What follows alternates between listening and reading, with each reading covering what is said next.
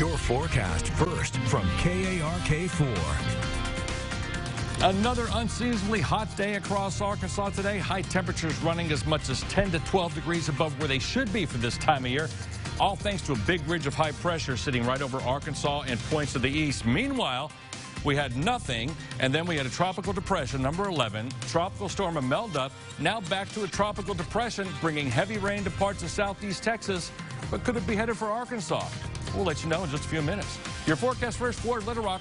We are looking for a mostly sunny day for your Wednesday. Could be a shower or thunderstorm down around Texarkana. We're going to top it out in the mid-90s to near 100. KARK4 News at 10 starts right now.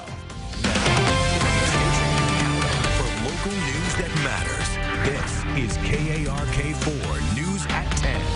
Well, money doesn't grow on trees, but trees certainly can cost a little bit of money. A Little Rock family wakes up to find a big hole in their yard where their expensive and exotic tree once stood. Thanks for joining us tonight at 10. I'm Bob Clausen. And I'm Ashley Katz. Our Haley Brooks joins us. And Haley, this was a pretty valuable tree. That's right, Ashley. It was a lace-leaf Japanese maple tree, and they could range from a couple $100s to more than $1,000. It all happened on Midland Street in the Hillcrest area. One neighbor posted about it on the Nextdoor app after she found out about the tree being stolen from a house a few doors down. Now, this made a lot of neighbors mad, and some said it was just ridiculous. And to think that somebody came into their yard and pulled a tree up and stole it just infuriated me. We've had car windows broken out up and down the street once or twice and things like that, but the Japanese maple is interesting. Now, we spoke with Larry Price as he was standing outside watering his own Japanese maple tree, and he isn't the only one on the block who has this type of tree, so everyone is on the lookout. Now, the neighbors and the owners of the tree said they're on the lookout for anyone selling a Japanese maple tree in hopes of getting it back. Bob, Ashley, back to you. All right, Haley, thanks very much. An arrest has been made in a Little Rock murder from more than 2 years ago. It was August 13th of 2017 when officers were called to a shooting on Main Street. According to the report, Vincent James met police there and told them that he had been shot as two people tried to rob him. He later died from his injuries. Police have now arrested this man, Tevin Nelson, in connection with the case. He's been charged with first-degree murder. Authorities are still looking for a second suspect. A nonprofit organization in Little Rock says someone stole money donation that was going towards its fundraising campaign that was going to take place next month. Gina Newman is the executive director at Family Home in Little Rock.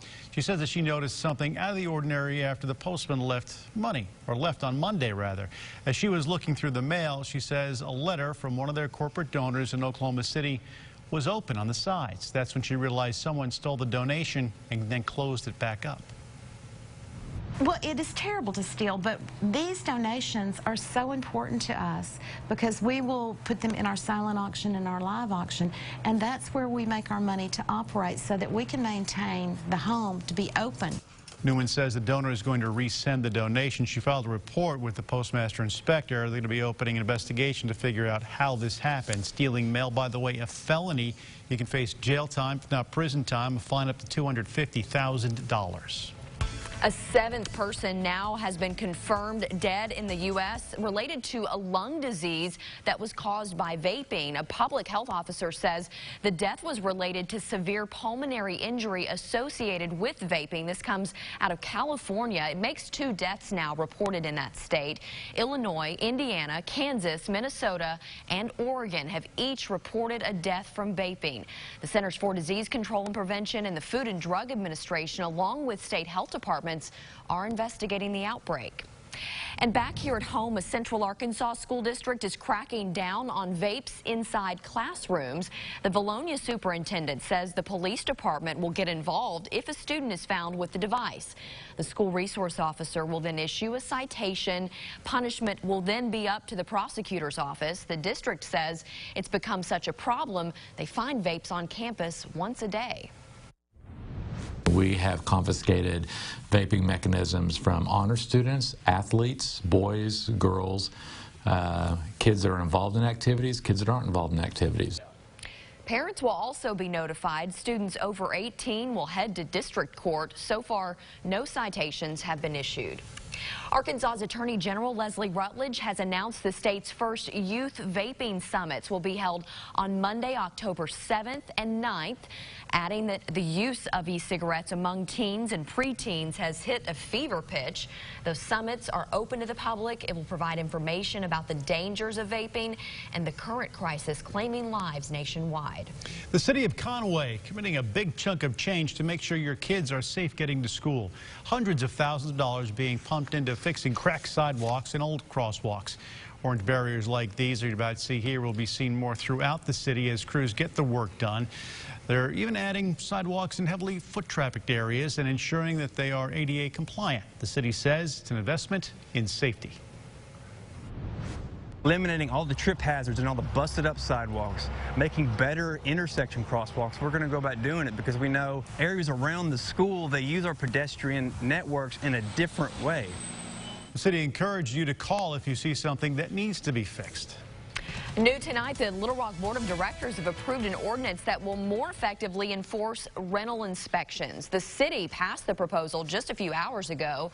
The city will be out inspecting about 20% of all of the registered rental units across the city at least once a year. Code enforcement will also be able to inspect the units if there's a complaint by a renter. The city of Little Rock will be responsible for randomly picking the rental units that are inspected. And along Kanis Road, the widening project there is well underway, but there are some changes coming up.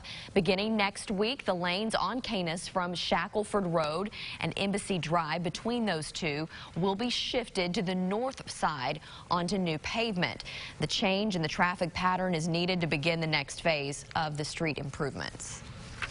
In the small town of Winchester in Drew County, people are still pushing for something they say they desperately need, a sewage system.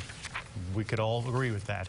They applied for a grant and loan through the Arkansas Natural Resource Commission. It would allow the city of Dumas to collect its waste, but last week the mayor and city council members voted the agreement down. The deadline was set for tomorrow, but the Natural Resources Commission extended it to November.